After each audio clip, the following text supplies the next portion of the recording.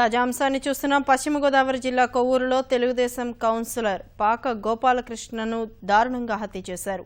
16వ ward councillor అయిన గోపాలకృష్ణను దుండగులు కత్తులతో పొడిచి చంపినట్లు తెలుస్తోంది. వివాహానికి హాజరై ద్విచక్ర వాహనంపై ఒంటరిగా వెళుతుండగా హత్య జరిగింది. వెంటనే రంగంలోకి ఘటనాస్థలికి చేరుకున్న పోలీసులు ఘటన పూర్వాపరాలు తెలుసుకుంటున్నారు.